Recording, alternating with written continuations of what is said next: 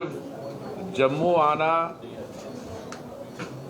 वो था हमारे प्रधानमंत्री जी की सरकार के 9 साल के जो कार्य हुए हैं उन पे चर्चा करनी। मैं समझता हूं कि आप में से कई पत्रकार बंधु हैं जो कुछ ओवरऑल हमारे जो स्टैटिस्टिक्स है वो शेयर करना चाहता हूं। पिछले 9 सालों के बीच हमें महामारी का सामना करना पड़ा। 80 करोड़ हमारे जो देशवासी हैं उनको प्रधानमंत्री गरीब कल्याण अन्न योजना में दिन का 3 समय का ड्राई राशन दिया जा रहा है। अभी तक करीब 12 करोड़ हाउस होल्ड्स को टैप वाटर टैप कनेक्शंस दिलवाए हैं। प्रधानमंत्री आवास योजना में 3 करोड़ शहरी और ग्रामीण क्षेत्र को मिला के आवास सैंक्शन हुए हैं। कोई 12 करोड़ स्वच्छ भारत मिशन में टॉयलेट्स बनाई गई हैं, शौचालय। 36 लाख स्ट्रीट वेंडर्स को प्रधानमंत्री स्वनिधि योजना में लोन्स मिले हैं। मुद्रा योजना में 39.65 करोड़ लोन्स स्मॉल एंटरप्रेन्योर्स को मिले हैं। कैश ट्रांसफर्स 20 करोड़ हमारी महिलाओं को कोविड के दौरान दी गई। Loans of ₹7,351 crore to SC/ST beneficiaries under stand up India.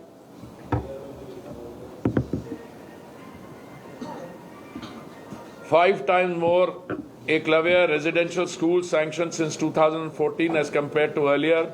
48.27 crore Jan-Dhan accounts. Over ₹25 lakh crores directly transferred into beneficiary bank accounts. 37 crore Ayushman Bharat health accounts created. 2.86 crore households electrified under Saubhagya. 9 crore 60 lakh Ujjwala योजना में cylinder दिए गए, connections दिए गए।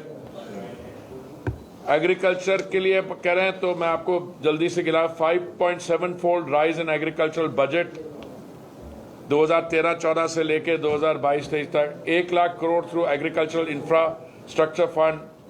11 crore Pradhan Mantri Kisan beneficiaries. 1500% increase in oil seed procurement at MSP। 7,350% increase in pulses procurement in MSP. Total fertilizer subsidy increased by 500% in 2022-23 from the previous year. ₹20 lakh crore agricultural credit to be provided in 23-24. ₹1.33 lakh crore settled in claims under Pradhan Mantri Fasal Bima Yojana. ₹93,068 crore allocated for PM Krishi Sinchai Yojana for the next 5 years. Ethanol procurement up from 38 crore liters in 2013 to 38 crore से 434 करोड़। देखिए ऐसे मैं हर एक में नारी शक्ति के लिए, मिडिल क्लास के लिए सारे आंकड़े दे सकता हूं। मैं स्टूडेंट ऑफ हिस्ट्री हूं तो मुझे शौक है हिस्टोरिकल पर्सपेक्टिव देने का। मैं हमेशा यही कहता रहा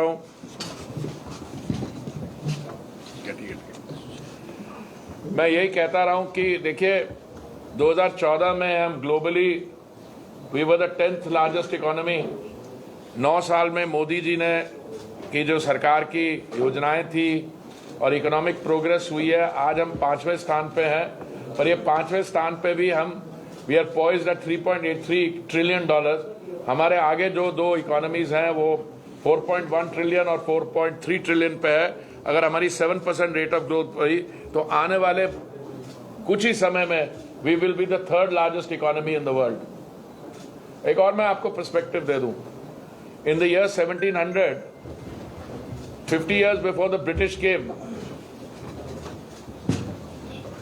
you know जो मुगल एम्पायर था उन्होंने कुछ लोगों को एक टाइटल दिया हुआ था जगत सेठ।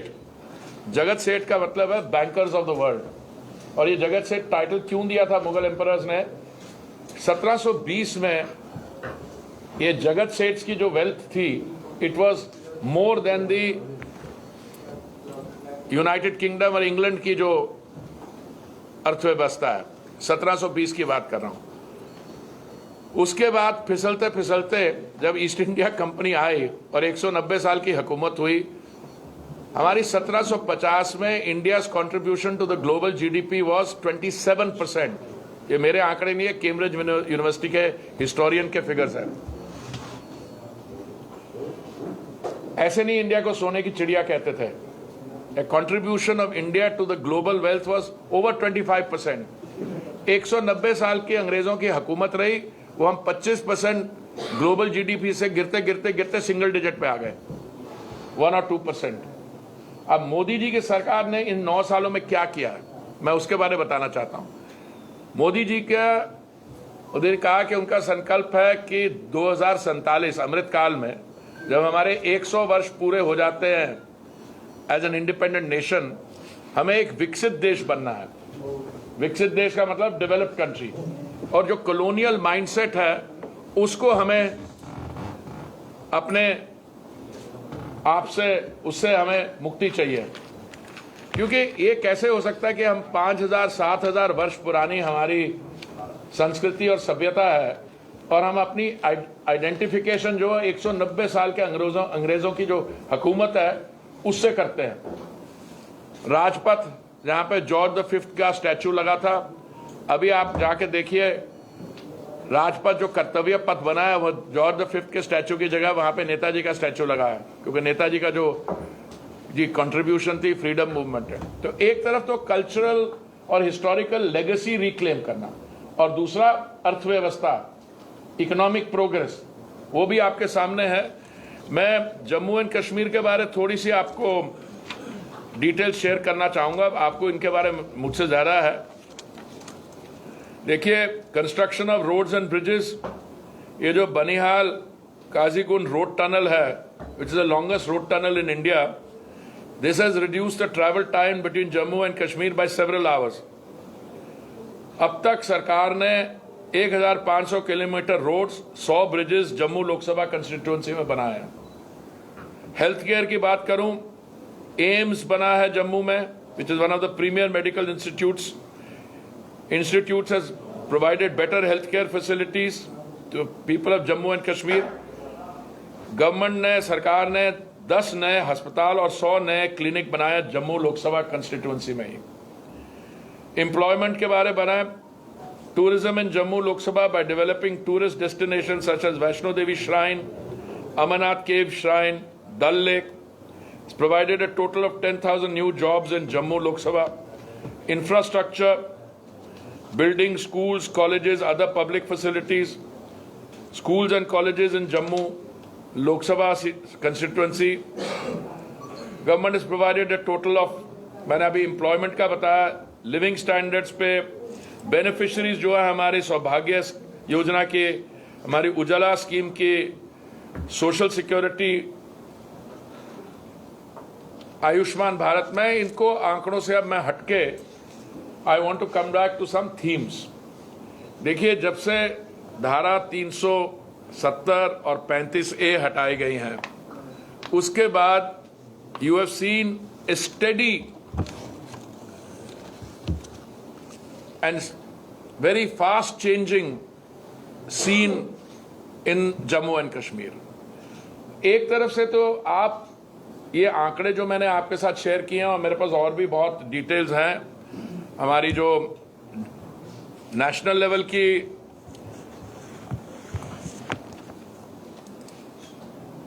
फिगर्स हैं और जो जम्मू के स्पेसिफिक फिगर्स हैं, हम लोग आपके साथ सब वो शेयर करेंगे। बट देखिए, एक फंडामेंटल सबमिशन मैं आपके सामने रखना चाहता हूं। अगर आपके यहां सिक्योरिटी सिचुएशन परमिट करेगी तो इन्वेस्टमेंट आएगी, और जब से article 370 and 35A have been abrogated, उसके बाद you have seen the ground situation changing. आपके बच्चे यहां से they are qualifying in national level competitions, आपके बच्चे जो हैं they are being able to participate in the economic resurgence here itself, और बाकी जो मुझे याद है कुछ महीने पहले मैंने एक हाउसिंग और अर्बन अफेयर्स मंत्रालय के थ्रू एक मैंने रियल एस्टेट समिट करवाई थी। अभी हम आगे एक और करने जा रहे हैं श्रीनगर में। तो इन्वेस्टमेंट पोटेंशियल जो है, you can now begin to realise that. तो इसलिए कुछ हमारे जो चाहने वाले लोग हैं, विरोधी दल, वो कहते हैं ये 9 साल क्यों करते हो, 8 साल 9 साल पहले। हम 9 साल इसलिए करते हैं और हम नहीं करते। देश के बाहर जो एनालिस्ट हैं, अभी पीछे कुछ एक हफ्ता पहले मॉर्गन स्टैनली ने इंडियाज डेकेड की बात की, 2013 से लेकर 2023 तक क्या हुआ। देखिए, कहा जाता था that 21st century is Asia's. Now there is general feeling that the 21st century is India's century. Now Jammu and Kashmir is an integral part of the state of India. Jammu and Kashmir is a place we are very proud of. It has a great significance. Therefore, I think मेरा सौभाग्य है कि मुझे ये जो 9 साल के कार्यक्रम में जो हो रहे हैं देश भर में, हमारे अब जैसे आपके डॉक्टर जितेंद्र सिंह, वो शायद किसी और स्टेट में गए हैं, मुझे यहाँ भेजा है। नरेंद्र रैना जी छत्तीसगढ़ जा रहे हैं, और मुझे जब यहाँ आने का मौका मिला, अब मैंने यहाँ आने के बाद क्या किया, उसके बाद आई टेक क्वेश्चन।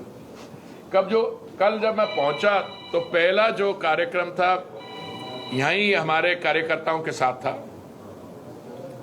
कार्यकर्ताओं के साथ जो हमारा प्रोग्राम था, मैं समझता हूँ वो उसकी शुरुआत वो बहुत अच्छी होती है, क्योंकि we are not only India's largest political party, but we are the world's largest political parties. और जो हमारा कार्यकर्ता है भारतीय जनता पार्टी का, he or she forms the basis, the backbone of the party. उसके बाद कई प्रोग्राम्स हुए। I had the fortune of visiting the homes of prominent citizens. उनके साथ बातचीत हुई है, उनसे भी फीडबैक मिला है, जो इम्प्रूव्ड सिचुएशन है, और जो काम ऑलरेडी हुआ है, और जो आगे यहाँ से आगे जाके, क्योंकि हमारे ये जो चाहे वो हिस्टोरिकल और कल्चरल लेगेसी को रिक्लेम करना हो या विकसित देश बनना 2047 तक जो कार्यक्रम, इट्स वर्क इन प्रोग्रेस। 9 साल में जो हमने किया उसके आंकड़े हैं। अब जब 10 साल पूरे होंगे और अगले चुनाव में हम जाएंगे तो उसमें आगे क्या योजनाएं, ये जो योजनाएं थी 2014 में जब मोदी जी ने दायित्व संभाला, उस समय कंसेप्चुलाइज की गई, और सारी योजनाएं ज्यादातर 2015 जून में शुरू हुई। अभी कई इसमें से कंप्लीट हो गई हैं, कई 2.0 के फॉर्म में आ गई हैं। जैसे मैं उदाहरण देता हूं, स्वच्छ भारत मिशन जो है, मोदी जी का ये कहा था, उनका सपना था कि जब हम ये 2014 में जब वो देश को संबोधित कर रहे थे लाल किले से, उन्होंने ये कहा था कि अब मैं चाहूंगा कि जब हम महात्मा गांधी की 150वीं 150th बर्थ एनिवर्सरी सेलिब्रेट करें 2 अक्टूबर 2019 में, तो देश को ओपन डेफिकेशन फ्री होना चाहिए। ओपन डेफिकेशन फ्री करना, शौचालय बनाना, एक तो फिजिकल आंकड़े होते हैं, और मैं बड़े गर्व से कह सकता हूं कि जो पब्लिक और कम्युनिटी टॉयलेट बनाने थे, जो इंडिविजुअल हाउस होल्ड टॉयलेट बनाने थे, वो तो एक अचीवमेंट है, पर वो फिजिकल अचीवमेंट है। पर एक सरकार की योजना, गवर्नमेंट स्कीम को एक जन आंदोलन में कन्वर्ट करना, मैं समझता हूं वो ज्यादा मुश्किल था, और वो हमने हासिल किया। इस समय स्वच्छता की बात जो है ना, ये नहीं है कि मैं अपने घर के बाहर गंद फेंक दूं और वो है। अब लोग कहते हैं भाई क्या कर रहे हो, हमारे कमर्शियल एस्टेब्लिशमेंट दिन भर की वो सब्जी काटी रेस्टोरेंट में गली में फेंक दी, अगले दिन गली ब्लॉक हो गई। तो Swachh Bharat mission has now move to 2.0। Amrut Yojana जो थी, जिसमें हमने जो हमारे शहर हैं जिनकी 1 लाख जनसंख्या है, 500 ऐसे शहर चुने, वहां पे वाटर टैप कनेक्शन दिए, सुएज प्लांट्स दिए। दोनों स्कीम्स के 2.0 वर्जन, सेकंड वर्जन आ गई है, जिसमें सरकार ने 4,71,000 करोड़ इन 2 स्कीम्स के लिए दिया है। क्योंकि सिर्फ आप ओडीएफ नहीं है, ODF plus single use plastic को हटाना। मैं जहां जाता हूं, मैं कई बार जम्मू एंड कश्मीर आया हूं, मैं देख रहा हूं स्वच्छता में भी जो, और हमारे जो स्वच्छता सर्वेक्षण होते हैं कंपटीशन, उसमें भी मैं देख रहा हूं कैसे states are competing against each other, towns are competing against each other. So this is work in progress. तो मैं I don't want to take out प्रधानमंत्री आवास योजना। अभी लोग मुझसे कहते हैं कि भाई इतने वो दाम बढ़ गए हैं। मैंने कहा दाम तो बढ़ गए हैं, पर 3 करोड़ लोगों को जो अफोर्डेबल हाउसिंग में भी तो दे गए, जो BPL है, EWS के हैं। इसी सारी योजनाएं जो है मैं अच्छी तरीके से चल रही है। और जम्मू में खास करके और जम्मू एंड कश्मीर में जो मैं डिफरेंस देख रहा हूं, वो इस समय उसकी चर्चा करनी उचित होगी। पर मुझे पता है कि आप 9 साल की अचीवमेंट्स के अलावा और भी आपके शायद कुछ सवाल है कि अगले 1 साल में क्या हम करने वाले हैं, और अगले 2024 के जो चुनाव आ रहे हैं उसके आगे हमारे क्या थिंकिंग है। So I stop here and I take question, but to be able to answer as many as you that we can, I'll take them one by one. Hanji. Sir, I got 2 questions. One is that about the BBC. Recently, when the raid was conducted at BBC office, many of the people had been seen beating their chest. But now BBC has admitted that they had paid lower tax as compared to the liability. So what you have to talk about, what you have to say to those people who had been trying to cry hoarse at that point of time criticizing government? देखिए मैं आपका fan हूँ, मैं आपकी reports देखता हूँ, मुझे बड़ी खुशी हुई आप यहाँ पे हैं। देखिए कई हमारे बीच में लोग हैं, कुछ मिसगाइडेड लोग जो हमेशा हमारे जो इंटरनल इश्यूज हैं उनकी निंदा करते हैं। एक व्यक्ति है, मैं आप नाम नहीं लूँगा पर आप समझ जाएंगे, कोई एक पत्रकार कोई स्पियोनाज में, स्पाइंग में उसके जाल में आ गया है, तो उसको वो फ्रीडम ऑफ द प्रेस का इशू बना रहे हैं। अब कहाँ स्पियोनाज, स्पाइंग और कहाँ फ्रीडम ऑफ द प्रेस। दूसरा, हमारे लॉज जो हैं वो बिल्कुल ट्रांसपेरेंट है। अगर आपको टैक्स देना है, किस स्लैब से देना है, वो बिल्कुल क्लियर है। अगर कोई नहीं दे रहा टैक्स और हम नोटिस भेजते हैं तो कह रहे ये फ्रीडम ऑफ द प्रेस का इशू आ गया। अरे भाई, अगर जो लेजिटिमेट इन्वेस्टिगेशन एजेंसी होती है टैक्स में, it's a very mild this thing.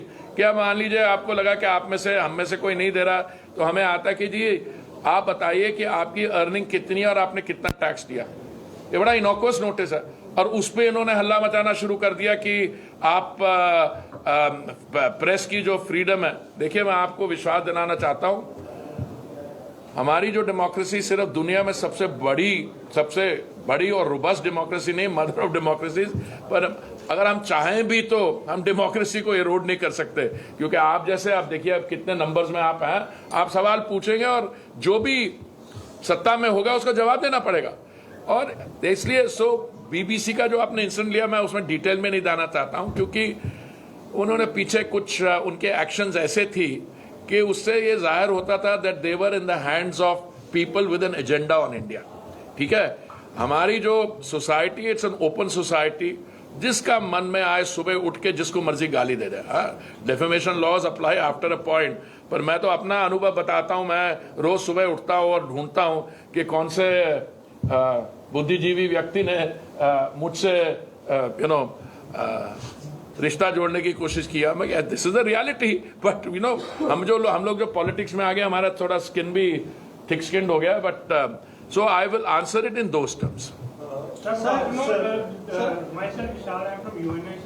During your last visit, you spoke about the gas pipeline. So, what is the present status? I will send you the status. You see, because I'll tell you something. I've been traveling. Exact status of the pipeline मैं आपको बताता हूँ, total picture बताता हूँ। पर अगर आप मेरे को जम्मू किसी जिले का बोलेगा, मेरे को नहीं। देखिए, हमारी पाइपलाइन जो थी 2014 में शायद 14,000 किलोमीटर थी। हमारा टारगेट है 33,500, और पिछली बारी जब आया था मैंने आपको बताया था शायद 23,000 में कितने में पहुंच गए हैं। पर आई थिंक आपका सवाल है कि वो जो आपके कुछ एरियाज हैं वो ग्रिड में कब आने वाले हैं। मैं आपका I take this question and I will send you a reply. One of my colleague. Sir एक क्वेश्चन पूछना चाहूंगा। एक मैं एक इस तरफ से, एक इस तरफ से। हाँ, हिस्ट्री की, जहां पर आप हिस्ट्री की बात करते हैं और आप कहते हैं कि हिस्ट्री में मुझे रहना बहुत पसंद है। रहना नहीं, मैं हिस्ट्री का स्टूडेंट हूँ। हिस्ट्री के स्टूडेंट्स हैं, आपको हिस्ट्री को मानते हैं, आप अच्छा मानते हैं। 2012-13 के पास जब क्रूड ऑयल का जब 110 रुपए बैरल रेट था और तब पेट्रोलियम 60 रुपए 70 रुपए मिल रहा था, आज क्रूड ऑयल 74 पे पर बैरल है, लेकिन आज 100 रुपए जो है पेट्रोलियम मिल रहा है। अच्छा, मैं क्या आपको इस पर कुछ रेट होगा, क्योंकि कमर्शियल गैस के सिलेंडर्स के रेट तो कम हो रहे हैं, but domestic के कम नहीं है। एक पहले मैं बता दूं आपको आप जर्नलिस्ट हो और मैं आपको एडिशनल मटेरियल भी भेज दूंगा। कमर्शियल गैस के सिलेंडर का रेट और हमारी प्राइसिंग का कोई लेना देना नहीं है। इंडिया 85% पहले क्रूड ऑयल में इंडिया 80 से ज़्यादा प्रतिशत जो हमारी क्रूड ऑयल की रिक्वायरमेंट है हम इंपोर्ट करते हैं। हम इंपोर्ट करते हैं, इसका मतलब है कि यहाँ पे जो प्राइसेस होते हैं वो निर्भर करते हैं कि जो इंटरनेशनल प्राइस है। जहाँ तक गैस की बात है, हम 50% जो अपनी रिक्वायरमेंट है नेचुरल गैस की वो बाहर से लाते हैं। जो सिलेंडर वाली लिक्विफाइड पेट्रोलियम गैस होती है सरदार साहब, वो क्रूड ऑयल से बनती है। अब मैं आपको थोड़ी बेसिक्स दे दूं। जब इकोनॉमिक लॉकडाउन हुआ तो इंटरनेशनल प्राइसेस जो हैं वो गिरती $19.56 पे आ गई। जब इकोनॉमिक एक्टिविटी रिकवर हुई वो जाके $130-135 तक पहुंच गई। अब कोई भी देश जो 80% अपनी रिक्वायरमेंट इंपोर्ट करेगा, उसको जो इंटरनेशनल प्राइस होगी उसके साथ उसको झेलना पड़ेगा। तो हमने क्या किया, पहले तो मैं आपको 2012 तक नहीं जाइए, क्योंकि 2012 में जिन्होंने आपको ये इंफॉर्मेशन देगी उसको बहुत चुभेगी ये बात। मैं आपको बताता हूं कि हमने क्या किया। हमारी जो ऑयल मार्केटिंग कंपनीज हैं जो पब्लिक सेक्टर में हैं, एज गुड कॉर्पोरेट सिटीजन्स उन्होंने अपना दाम नहीं बढ़ाया, ठीक है, उन्होंने दाम स्टेडी रखा।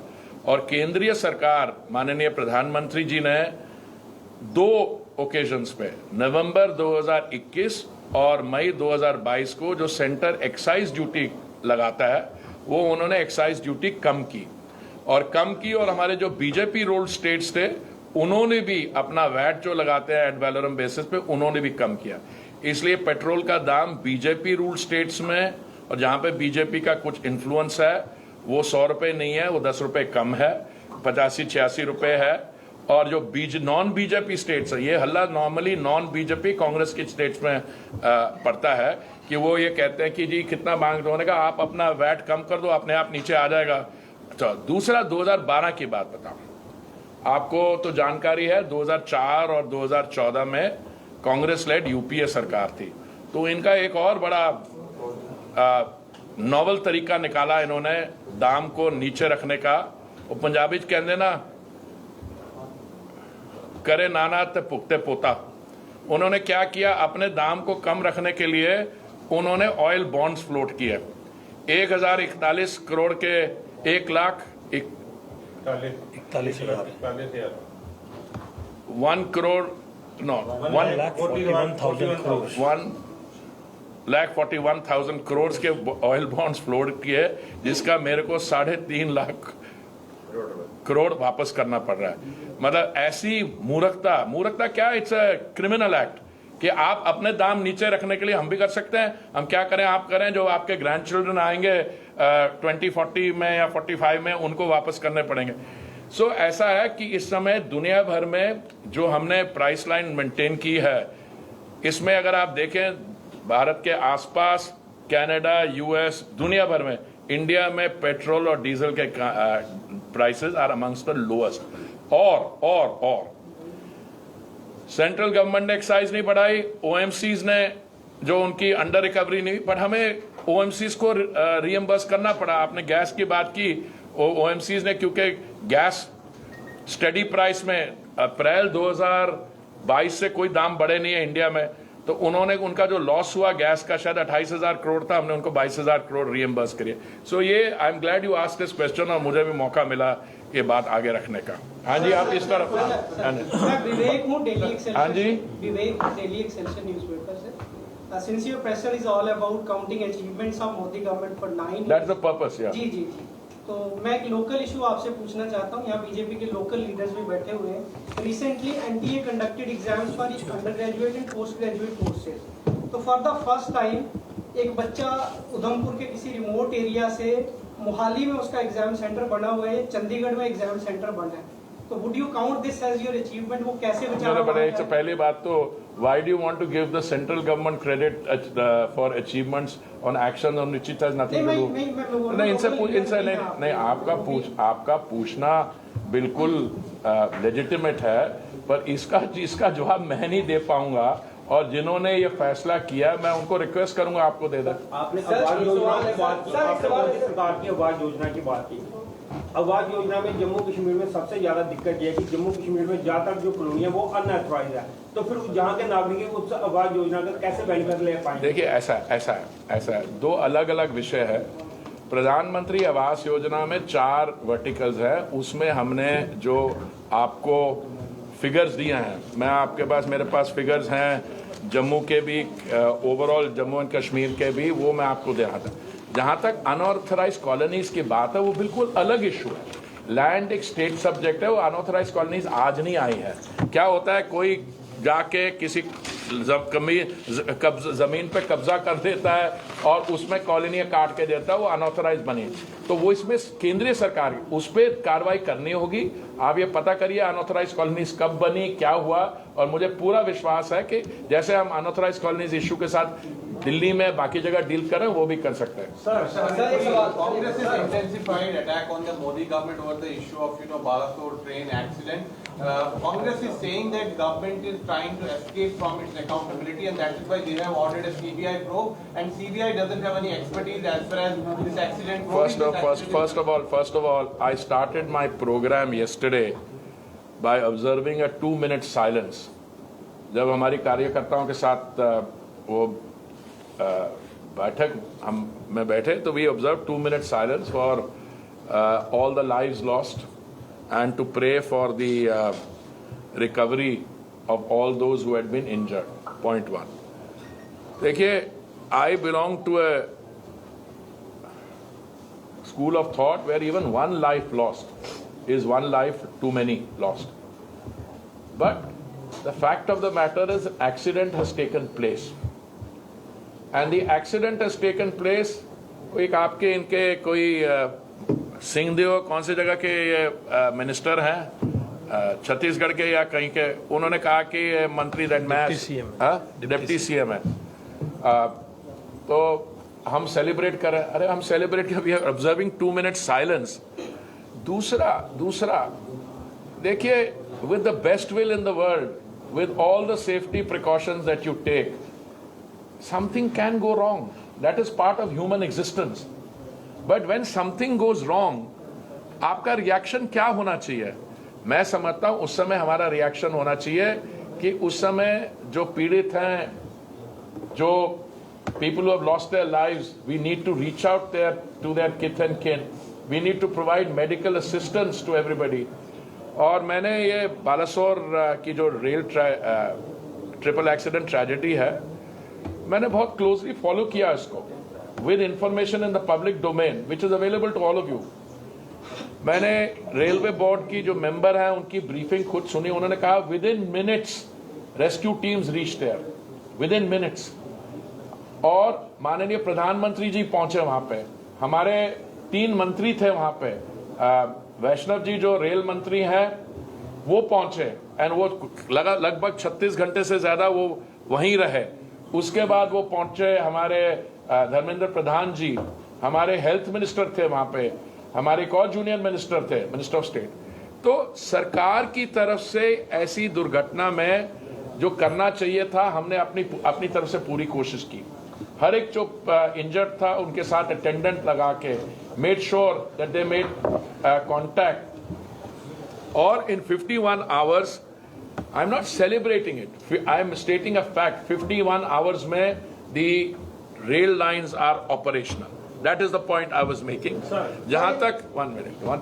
जहां तक ऑपोजिशन पार्टीज का they want to make a political point, मैं हमेशा यही कहता हूं, डू सम इंट्रोस्पेक्शन।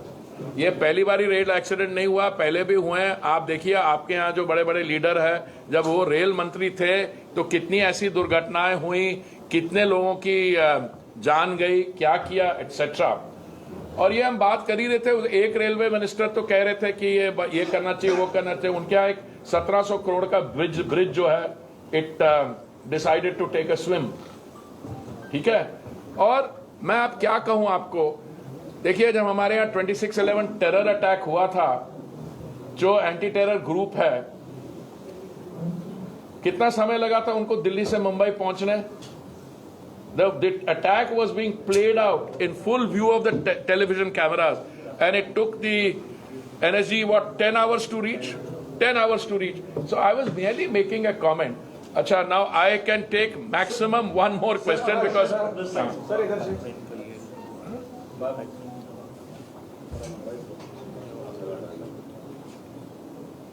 हाँ, आपने एक पाइपलाइन पे सवाल पूछा था, आप में से किसी ने, मैंने उस समय कहा था मैं चेक कर लूंगा.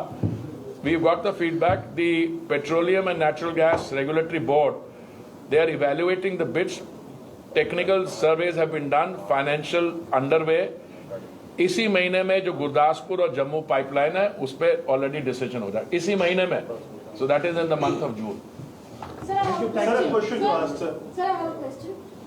Sir, बात की जाए जंतर मंतर में बैठे हुए प्रोटेस्टर्स की, तो पहले जंतर मंतर से वो लोग संसद की तरफ जाने की कोशिश करते हैं, उसके बाद हरिद्वार जाकर पहुंचते हैं. आप इस बारे में क्या? देखिए, मुझे बड़ी खुशी हुई आपने इस चीज पे पूछा.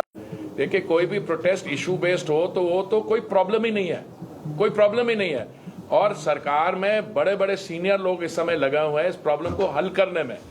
बट अगर if you break the law and section 144 was there, so you were arrested breaking the law, not for protesting. तो वो किसी पे भी होगा, मैं करना चाहूं, मैडम आप करना चाहे.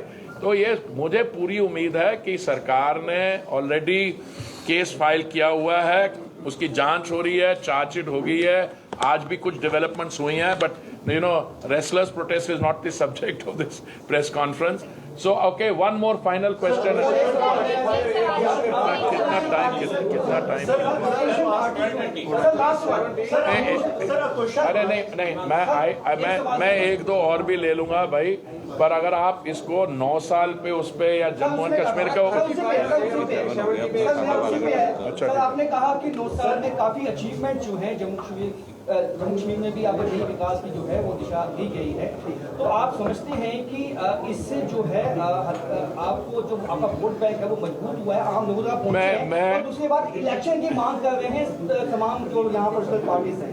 देखिए, इलेक्शन के लिए आप सर क्या? नहीं, मैं देखिए, भारत एक ऐसा देश है क्योंकि सबसे बड़ी हम डेमोक्रेसी है, इलेक्शन कहीं ना कहीं तो होती रहती है, पर मैं उसके लिए नहीं आया हूँ.